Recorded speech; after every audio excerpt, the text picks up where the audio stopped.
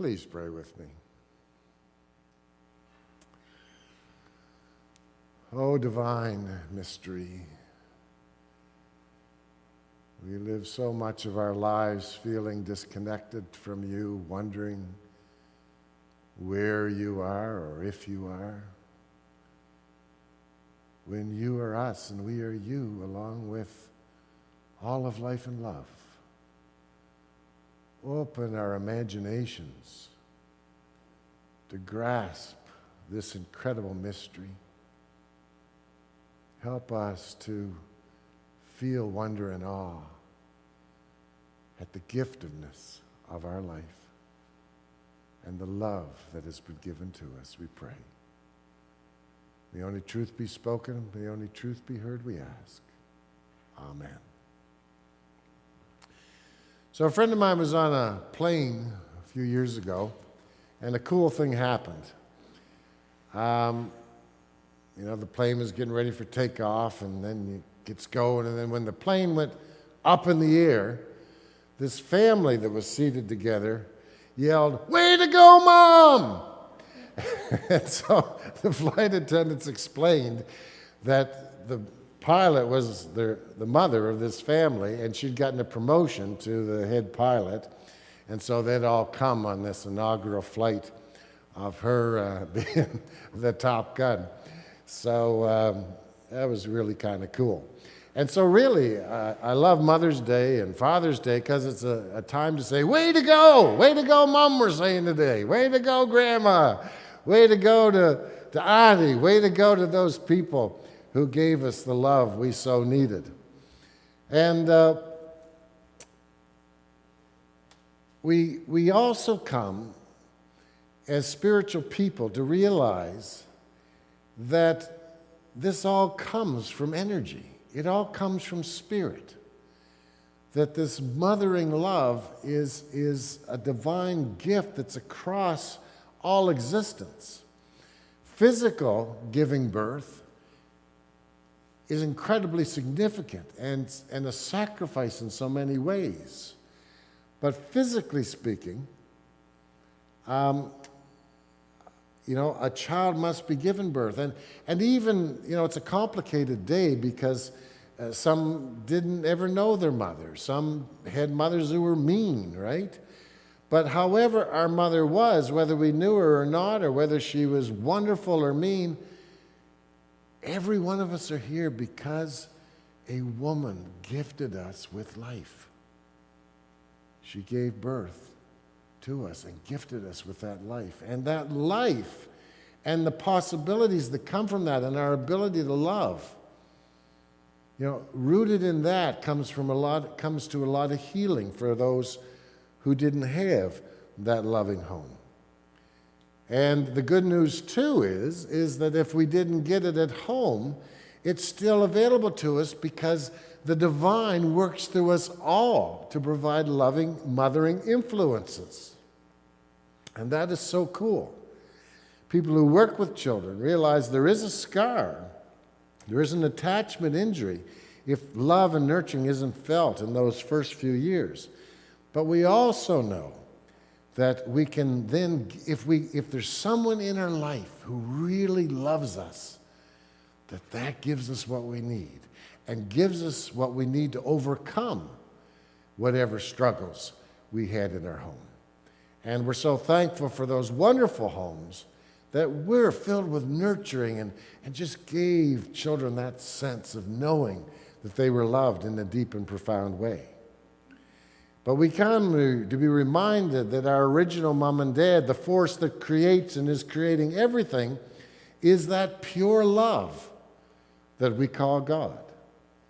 We all have a mystic, loving, cosmic, energizing mother and father, and out of all the gifts of creativity and birth-giving flow from and through and for that energy.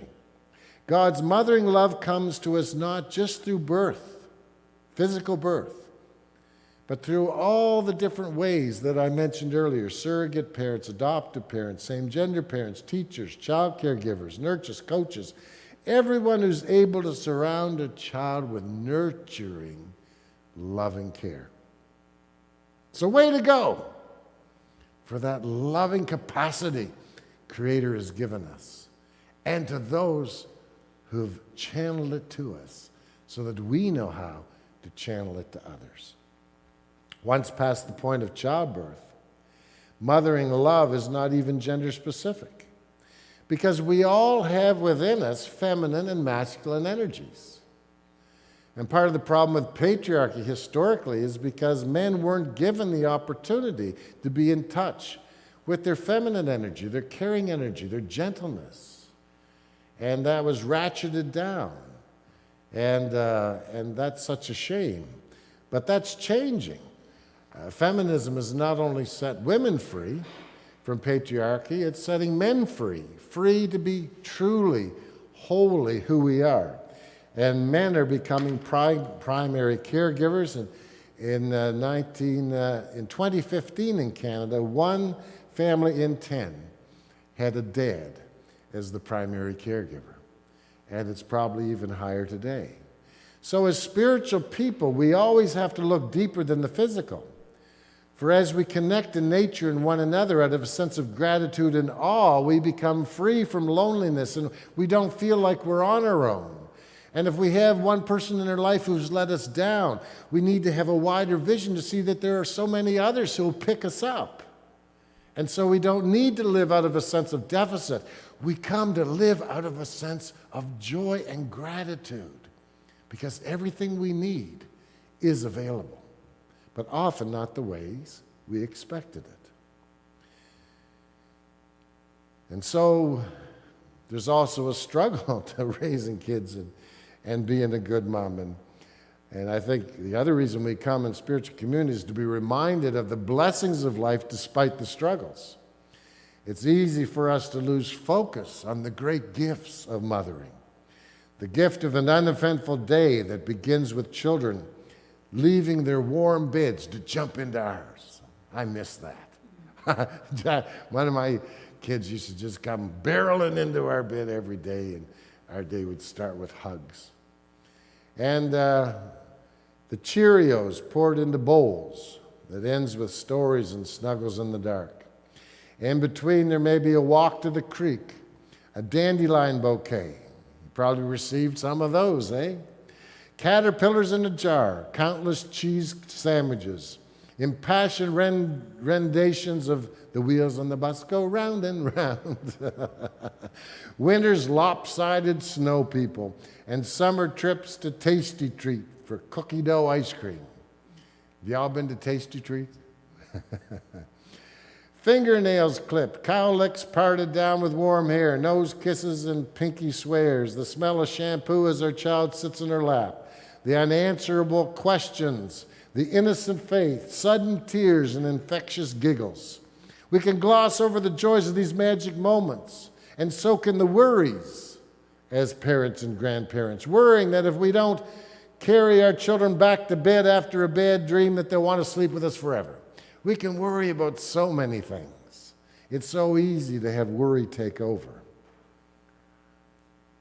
Worrying that your daughter refusing to share her dolly means that she'll never play well with others. Or that awful feeling, I remember this, as you leave your child crying in childcare for the first time, and you wonder if they will always have trouble separating. Sometimes in the parking lot, you cried too, and wondered why saying goodbye can be so hard, and worrying that maybe we were the problem. There are disappointments.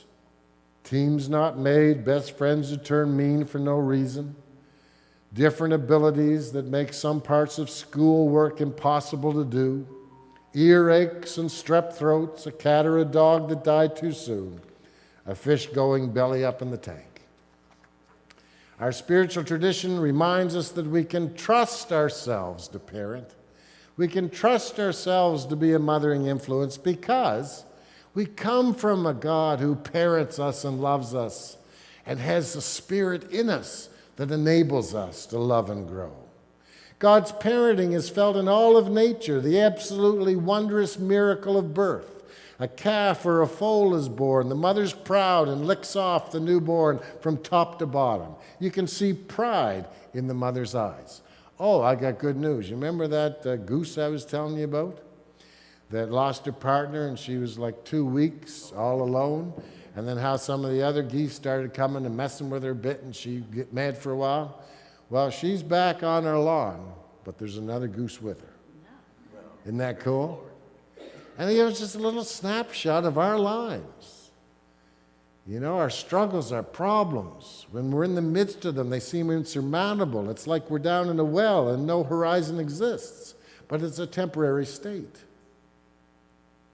The mothers know that their offspring, they know their offspring and they protect them at all costs. They hide their newborns in the woods until they're ready to show them off. How does a cow know how to mother? We call it instinct, but where does instinct come from? We use all these secular words, and they shouldn't be seen as secular because all of spiritual and energy realities are connected to what we call the divine. We know how to mother because God mothers us. We know how to love because God first loved us. We have faith because God had first faith in us. We're not in this by ourselves, and we don't have to figure things out by ourselves. Our spirituality invites us to learn the art of letting go and letting God by practicing it each day, by being aware that we're part of that divine mothering presence. This is my great desire. We have been disconnected from a strong sense of the divine since the Great Plague, where the bishops took over and they wrenched all paganism away from Christianity. Christianity and all early religions had an indigenous base that understood that the first and great revelation of God was creation. And up until the 13th century, paganism and Christianity in Europe and in the rest of the world were completely interwoven. But since then, religion's been here with this angry God who's going to send you to hell or is going to be less than he would otherwise be if you don't worship and do all the right prayers and all that kind of stuff. And then you got the rest of life and science and stuff. And that's just crazy because there's only one reality. And when we talk about energy and spirit and how things function, we're talking about the divine. We wouldn't exist without the divine. People say, where's God? Look in the mirror. Look in your heart. Look in your dreams. Look in your desires. Look in community together. When we connect with nature, when we feel the power and immensity of nature, when we connect with the elements of our existence, we feel awe and wonder that we are a part of it. That we too, by our presence and influence, are birth givers. This may sound new and not what we grew up hearing, but it's as ancient as the beginnings of Christianity. It reflects the Christian tradition. Before it was scarred by patriarchy, the rule of male bishops and male politicians who clamped down on the feminine, stripped the Christian tradition from its pagan-rooted worship of creation as God's presence, turned God into a figure of judgment, did their best to use the story of Eve to blame and guilt and control women and diminish the divine in women and the choices which are rightly theirs. As divine agents, we're no longer just animals. When we evolved to where we had the gift of self-awareness and the knowledge of right and wrong, we joined God in the family business of creation, of mothering a new heaven and a new earth. Our capacity for love and reason give us the ability and responsibility to fathom what is the greater good. These simple rules of fascism do not cut it. Context in the spiritual world is everything. Sometimes motherhood calls us to give our lives for another, sometimes even for an enemy. But sometimes motherhood calls us to take a life to protect the greater good.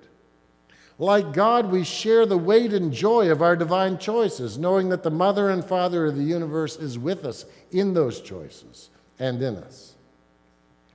There's always been, throughout the years, a witness to the unstoppable Easter power of motherhood within us and around us. Rachel Carson never gave birth to a child, but she gave birth to a rich legacy that spanned from biology and natural conservation, including to be the first to write scientific papers on the threats of artificial pesticides to the biosystem. After her death at 61 years of age, she was awarded the Presidential Medal of Freedom by Jimmy Carter. She also gave birth to a rich, lifelong relationship with her friend Dorothy Freeman, even though they had to keep their romantic partnership a secret. And she gave birth to 22 books, the most popular of which was called The Sea Around Us, and she was on the New York Times bestseller list for 86 months. Because of her life spent studying nature, she developed a strong sense of spirituality rooted in awe and wonder. She wrote a book for parents encouraging them to allow their children opportunities to experience the vastness, the power, the fear, the joy of connecting with nature.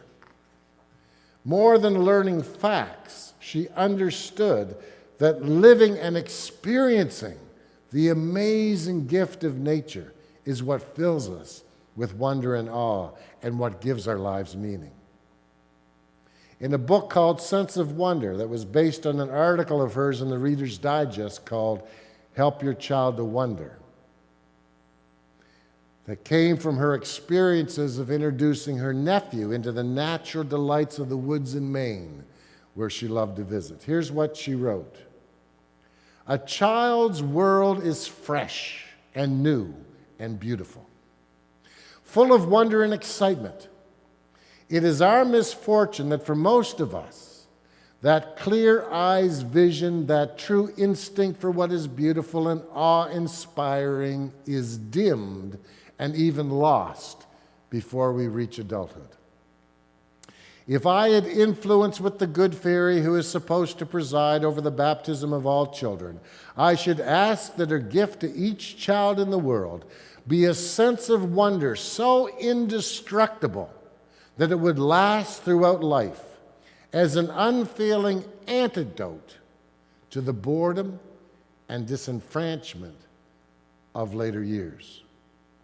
The sterile occupation with things that are artificial and the alienation from the sources of our strength can only be overcome with a sense of awe and wonder and gratitude. We've grown up in a very individualistic culture, and there's not much strength from individualism. People think there is, but when it comes to the test, there's very little strength from being an individual, from the material, from the artificial, from cold doctrines even, and empty rituals, and seeing ourselves here and God there. But when we join our children and experience the power of cosmic motherhood and the presence of that power in us, we're free to liberate ourselves from what diminishes life and diminishes our lives. We are free to join in the liberation of nature and humanity from this world's death-dealing ways. I celebrate that we have a community here that's focused on kindness and love. And I look for ways of integrating nature into our lives, in which our community garden is a part of. I would just be so excited if Spirit enables us to build a child care center here with the good news to parents, that you don't have to worry. Parents worry. Is my child smart enough? Are they going to get the right schools? Are they going to have the right gifts? Will they be able to get a job? Will they be able to get a house? We worry over all kinds of things, most of which we have no control over. Friends, we've got good news to give parents, good news to give ourselves. What social scientists have figured out, social scientists will tell you that the people that are happiest in life are not the brightest, are not the richest, are not the most talented.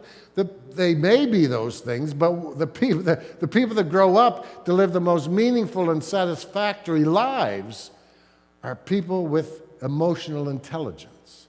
That's the new secular way of talking about kindness, love, and respect, and fairness, and being able to have meaningful relationships. And so the good news we can give parents and give everyone is that if you'll focus on emotional intelligence, on principles of kindness, respect, and fairness, of teaching one another and our children and our communities how to respect one another and get along and work through conflict, that is what makes for a life. And somehow when we pay attention to that, Spirit can do stuff we'd never come up on our own in a million years. And our lives will work out in fascinating ways we never could have dreamed. That's what I get excited about. Because it takes the pressure off.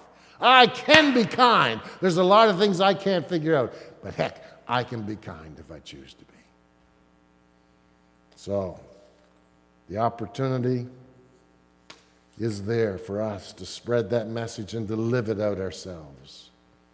Easter's the inability for love to stay in the grave. Easter's the unstoppable life and love force in all of us. We don't have to worry so much about our children in life and in death because we're part of a mystery whose mothering and fathering love enables us to love and enjoy eternal life and rise above death of every kind. God's mothering love never gives up, never ends, is not finished with us yet, is not finished with our kids yet, is not finished with our grandkids yet. Can a mother forget her nursing child?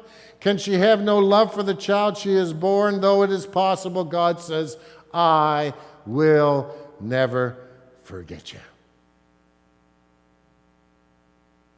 Reassurance on this Mother's Day from the origin and never-ending presence of all mothering love, from whom our lives come, to which our lives are lived, and to which we die as new birth.